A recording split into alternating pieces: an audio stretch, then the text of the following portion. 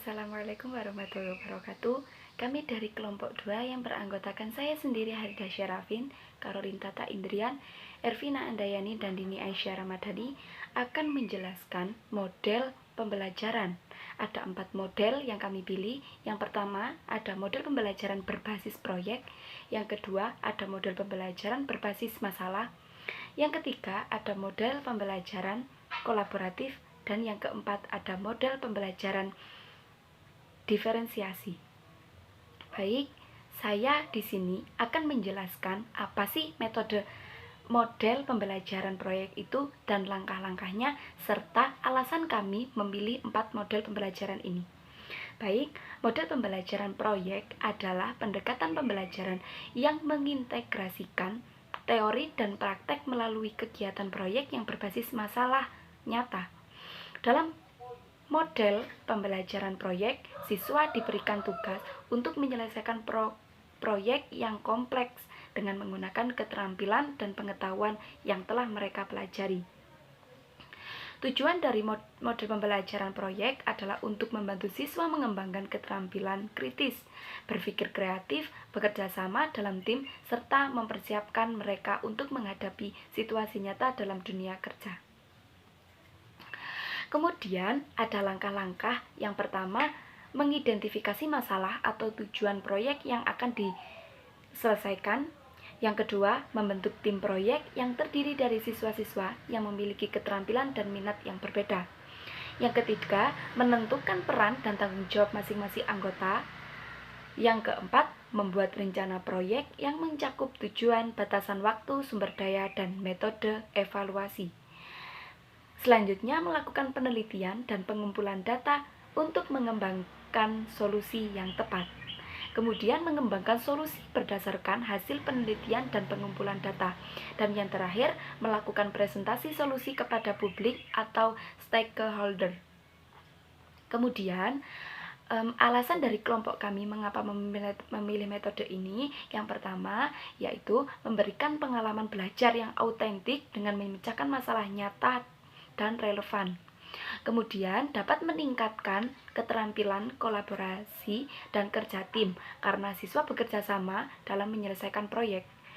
Kemudian juga memberikan pengalaman belajar yang lebih menarik dan menyenangkan bagi siswa sehingga dapat meningkatkan motivasi belajar siswa. Dan yang terakhir, dapat memperkuat keterampilan kritis dan memecah masalah. Yang kedua yaitu model pembelajaran berbasis masalah atau problem based learning. Model pembelajaran berbasis masalah adalah pendekatan pembelajaran yang menekankan pada pemecahan masalah dengan menghadapi situasi yang nyata atau skenario yang menantang. Dalam model ini, siswa dihadapkan pada masalah atau tantangan yang perlu mereka selesaikan melalui pemikiran yang kritis. Langkah-langkah. 1. Identifikasi masalah atau tantangan yang akan dihadapi oleh siswa. 2. Siswa mempelajari informasi dan sumber data yang relevan untuk memecahkan masalah atau menyelesaikan tantangan yang diberikan. 3. Siswa berdiskusi dan berkolaborasi untuk mengembangkan solusi atau jawaban yang tepat. 4. Guru atau fasilitator memberikan umpan balik yang berorientasi pada pengembangan keterampilan berpikir kritis. Yang terakhir, siswa mengevaluasi dan merefleksikan solusi atau jawaban yang telah mereka kembangkan dan membuat kesimpulan atau rekomendasi untuk langkah-langkah selanjutnya. Kemudian alasan memilih model pembelajaran problem based learning. Yang pertama, mendorong siswa untuk berpikir kritis dan kreatif dalam menghadapi masalah. Kedua, memberikan pengalaman belajar yang lebih menarik dan bermakna. Ketiga, meningkatkan motivasi belajar siswa.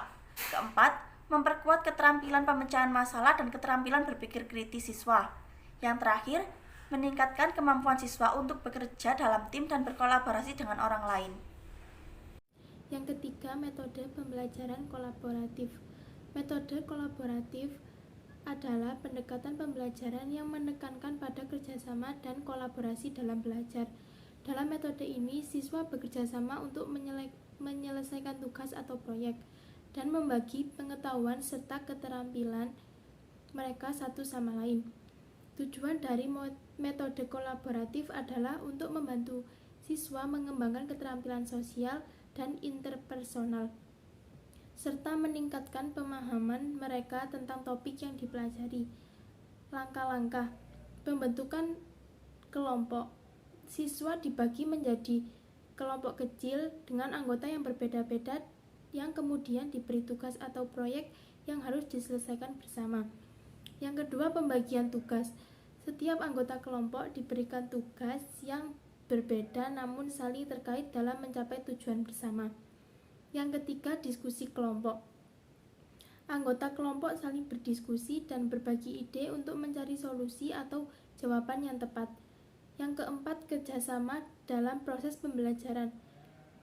Selama proses pembelajaran, siswa saling membantu satu sama lain untuk mencapai tujuan bersama dan memperbaiki keterampilan mereka. Yang terakhir, evaluasi bersama. Kelompok secara bersama-sama mengevaluasi hasil kinerja atau merefleksikan proses pembelajaran. Alasan yang pertama, meningkatkan keterampilan sosial dan kerjasama siswa yang merupakan keterampilan yang sangat penting dalam kehidupan sehari-hari dan kinerja dan di dunia kerja. Yang kedua, mendorong siswa untuk berpikir kritis dan kreatif dalam menghadapi masalah dan tugas yang diberikan, karena siswa harus berkolaborasi dan berdiskusi dalam mencari solusi.